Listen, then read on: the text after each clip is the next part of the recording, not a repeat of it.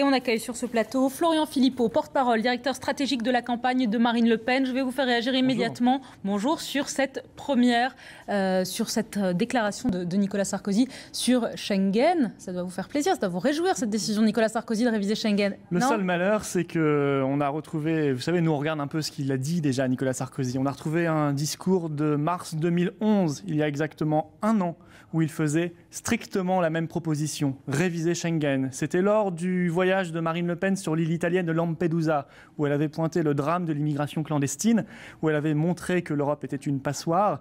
Évidemment, Nicolas Sarkozy ne l'a pas fait, il ne le fera pas demain. Ce sont des promesses électoralistes de campagne. Je crois que les Français ne sont plus dupes de tout cela. Pourtant, il s'est engagé, il a donné un chiffre. Si dans 12 mois, nos partenaires européens n'ont pas renégocié Schengen, j'en sors. C'est vrai que les engagements de Nicolas Sarkozy, ils sont en or. On le sait, on l'a bien constaté depuis 2007. Quand Nicolas Sarkozy, généralement, promet quelque chose ou s'engage, il le fait. Non, évidemment, c'est encore une promesse de campagne, une promesse sans lendemain. Il y en a encore eu quelques-unes, cette fois-ci, dans le meeting. Nicolas Sarkozy n'a plus beaucoup d'imagination, on sent que ça patine. On sent que ça patine dans sa campagne. Vous l'avez pas trouvé bon aujourd'hui ? Non, j'ai trouvé qu'il n'avait pas réussi à rallumer cette magie, cette flamme qui existait en 2007. D'ailleurs, les militants qui étaient sur place n'étaient plus dans la même ferveur, on le voyait bien, on le sentait bien. Et c'est vrai qu'il n'a pas beaucoup d'imagination. Il refait sa campagne de 2007, il refait même exactement les mêmes promesses qu'il n'a pas tenues. Donc ça patine sérieusement. Et je crois que les Français ont bien compris l'arnaque électoraliste et je dirais même le cynisme électoraliste du candidat du président sortant Sarkozy. Alors, Bruno Jeudi va vous interroger dans un instant, mais d'abord, vous parliez des militants, comment ils ont réagi. Vous dites, ils ont eu l'impression que ça patine, mais on va poser la question à Jean-Jérôme Berthelus, qui lui était à Villepinte, il était sur place. Jean-Jérôme, vous êtes avec nous, la salle est vide maintenant, mais est-ce que vous avez eu ce sentiment-là ? Est-ce que les militants que vous avez croisés vous ont dit que ça patinait ? Écoutez, les militants, les sympathisants ici étaient acquis en quelque sorte à Nicolas Sarkozy. C'est vrai qu'il y avait véritablement l'engouement. Vous savez, les portes ont été ouvertes ici à 8h. Et ce que je peux vous dire, c'est que dès 11h, 11h30, la salle était comble. Qu'on ne pouvait plus rentrer dans cette salle. Donc, en quelque sorte, Paris réussit pour l'UMP au niveau de la démonstration de force. Autre élément également important quand même. Nicolas Sarkozy a fait un discours, cette fois un peu différent de ses précédents meetings, des 4 meetings qu'il avait fait jusqu'à présent. Il n'a pas prononcé un chiffre. Vous l'avez dit, il a commencé par cet élément, j'ai appris, qu'il a répété beaucoup, et puis ensuite il est parti sur l'Europe, il est passé par nous sommes le peuple de France. C'était un discours très politique, peut-être plus politique que tous les discours qu'il a prononcés jusque-là, politique au sens que Nicolas Sarkozy, la promesse qu'il fait à ses sympathisants, c'est de leur redonner le pouvoir politique. C'est un petit écho de 2007, effectivement, sur le côté volontarisme, même s'il a fait un petit pas de côté en disant j'ai appris que la volonté ne peut pas tout, mais effectivement aujourd'hui Nicolas Sarkozy a dressé effectivement le prochain quinquennat sur de nouveau le primat de la souveraineté politique et la responsabilité de chaque Français vis-à-vis de sa vie.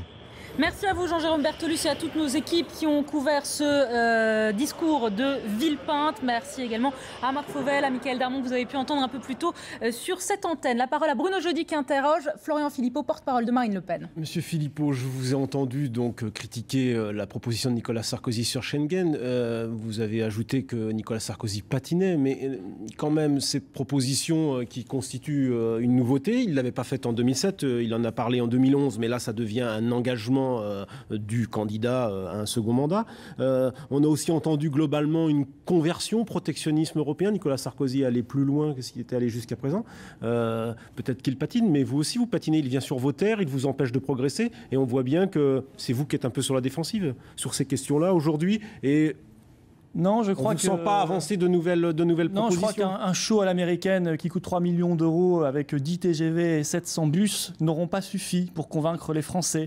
N'auront pas suffi parce que ça fait 5 ans qu'il fait ça. Ça fait 5 ans qu'il nous fait des grands discours sur l'insécurité, sur l'immigration, sur l'Europe qui protège. Vous savez, en 2007, on a retrouvé les discours. Il parlait déjà de l'Europe protection.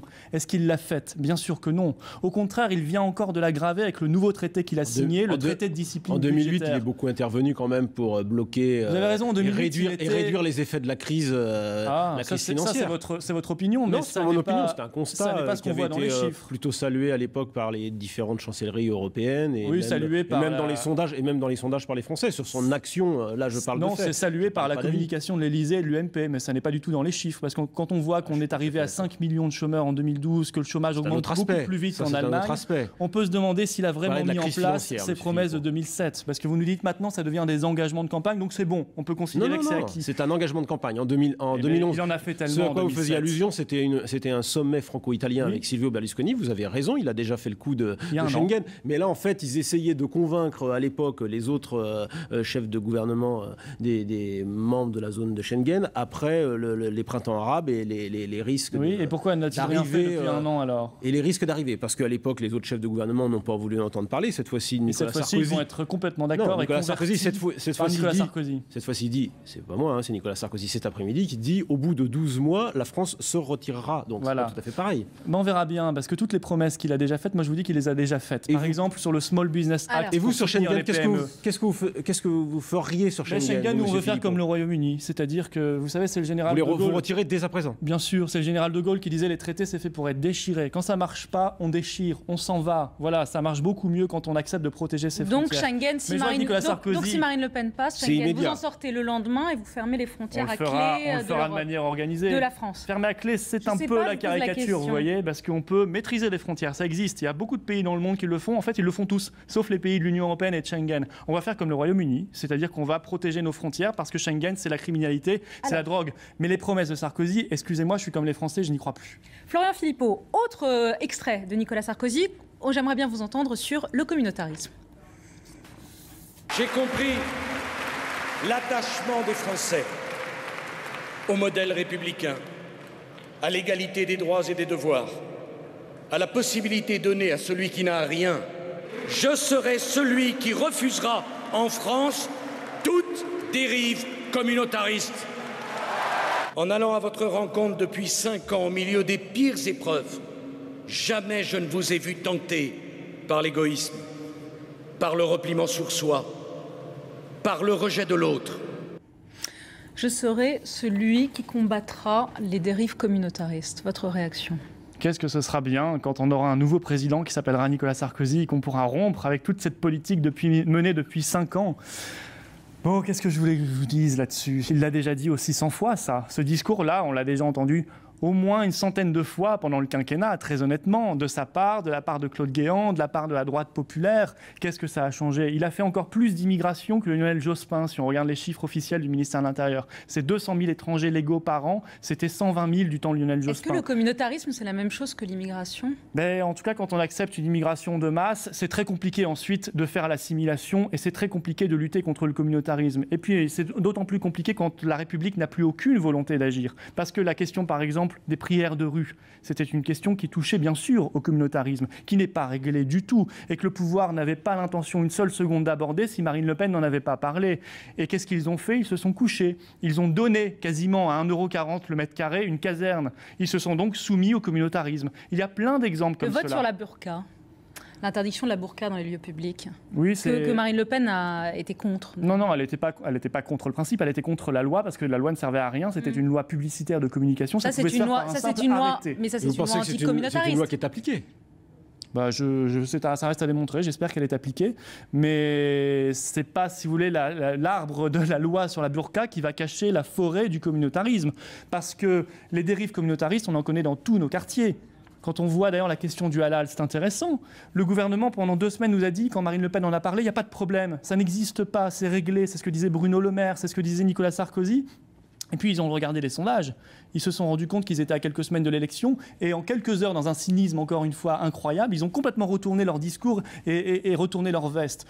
On voit bien que ça n'est pas sérieux, on voit bien que Nicolas Sarkozy il est dans le verbe, il a le verbe haut, mais la main molle. Et les Français s'en sont bien rendus compte. Monsieur Philippot, sur les prières de rue, vous disiez ils ont acheté au fond, mais qu'est-ce qu'on fait là? Ils ont ils ont créé une mosquée, puisqu'en fait c'est une mosquée de fête dans une caserne pour que les croyants puissent aller pratiquer leur rite. Qu'est-ce qu'on fait dans ces cas-là? Il faut les laisser dans la rue ou il faut les mettre dans une caserne désaffectée? Ou les mettre dehors? De toute façon, ils sont encore dans la rue. Il suffit d'aller encore se balader. Il y a beaucoup de rues en France qui sont concernées, mais on n'en parle plus. Non, il ne faut pas en tout cas trahir la loi de 1905 sur la laïcité, ce que le gouvernement Sarkozy a fait, effectivement, en donnant quasiment de fait une mosquée. Il faut que ce soit les fidèles eux-mêmes qui se payent une mosquée. Et en l'occurrence, on n'occupe pas l'espace public en France. Il y a des règles très strictes. Il faut simplement envoyer les forces de l'ordre pour faire cesser ça. Mais il faut que la République, pour cela, elle soit forte. Il faut qu'elle ait une volonté politique. Et je vois que ça n'est pas le cas avec Nicolas Sarkozy. Autre question à vous poser, autre extrait de Nicolas Sarkozy à commenter. Mais d'abord, si vous le voulez bien, Bernadette Chirac, qui était aujourd'hui à Villepinte pour soutenir son candidat. J'ai trouvé formidable, je m'y attendais d'ailleurs, parce que j'ai une grande admiration pour Nicolas Sarkozy. Je le connais depuis longtemps. Il a été égal à lui-même, il a été formidable. Vous avez vu le monde qu'il y avait pour l'applaudir dans ce meeting, pour l'encourager à la victoire, qu'il aura d'ailleurs cette victoire. Il sera réélu, j'en suis convaincu. J'ai vécu tellement de choses en politique que, évidemment, je me retrouve un peu, d'ailleurs, ici à Villepinte. Il y a eu un meeting pour mon mari. Je m'en souviens très bien. Voilà pour Bernadette Chirac qui a été très vivement applaudie à Villepinte aujourd'hui. Autre extrait de Nicolas Sarkozy que vous allez commenter, Florian Philippot avec nous. Nicolas Sarkozy qui avait coutume de dire « j'ai changé », maintenant il dit « j'ai appris ». J'ai appris que le président de la République est plus attaqué, caricaturé, critiqué que n'importe qui d'autre, qu'il fallait l'accepter. Et surtout, qu'il fallait tenir. Tenir encore, tenir toujours, tenir envers et contre tout. Vous n'avez pas l'impression qu'il a été particulièrement attaqué, caricaturé, critiqué, Nicolas Sarkozy, pendant ses 5 ans de mandat ? Non, j'ai un peu le sentiment qu'il avait quasiment un système médiatique entier derrière lui. Donc, j'ai pas vraiment le sentiment qu'il est particulièrement attaqué, non. C'est pas ce qu'il ressent lui, c'est parce que dit sa femme, qui est... Non, mais son épouse qui disait il y a 3 jours encore, aucun journaliste n'est avec mon mari, donc... elle doit pas lire Le Figaro. Elle doit pas être abonnée au Figaro. Mis à part Le Figaro. Oui, il y en a beaucoup. Non, là, ça, les Français le ressentent très bien. Là, il nous fera pas croire que les journalistes ou les médias, je parle pas de tout le monde, mais l'attaquent parce qu'ils sentent bien qu'il y a une certaine connivence. Mais il faudrait qu'il arrête de s'apitoyer sur son sort, Nicolas Sarkozy. Quand on est président de la République, d'ailleurs, ce n'est pas un job, comme il dit, c'est une fonction suprême. C'est quelque chose qui vous dépasse. Et vous devez faire votre mission, remplir votre mission pour la France et les Français, pas pour vous-même. Bien sûr, ça n'est pas facile, mais vous savez, des Français qui ont une vie difficile, il y en a beaucoup. Alors, il n'y a rien qui trouve grâce aujourd'hui, à vos yeux, chez Nicolas Sarkozy, dans son discours. Dans ce discours, vous n'avez rien à relever. Il n'y a pas la un mise en scène était pas mal. Les équipes de l'UMP, les agences de communication à coût de millions derrière, mais il a coûté 3 millions d'euros quand même ce meeting, il faut le dire. C'est le coût d'ailleurs que toute notre campagne, nous, en 10 mois, nous a déjà coûté. Donc on voit la disproportion de moyens. En pleine période de crise sociale, d'ailleurs, c'est un petit peu indécent, je me permets de le dire au passage. Mais oui, la com était réussie, c'était sympathique. Florian Philippot, on ne vous laisse pas partir sans vous poser la question. Les signatures. On en est à combien ? Alors, il vous en manquait 20 il y a quelques jours. On n'y est pas encore. Vous en avez quelques-unes 20 hier soir. J'ai pas de points, moi, précisément. J'en suis désolé, mais on en a forcément, j'espère, quelques-unes de plus. Mais tout ce que je peux vous dire, c'est qu'on n'y est pas encore. Vous ne pouvez pas nous annoncer qu'aujourd'hui, Marine Le Pen a ses 500 signatures, non, ça y est ? Malheureusement, je ne peux pas vous l'annoncer. Mais elle l'a dit, dès qu'elle les aura, dans la minute, elle en informera les Français. Merci Florian Philippot d'être passé sur notre plateau. Bruno Jeudi, vous restez avec nous. On continue, édition spéciale qui continue sur iTélé après une petite pause.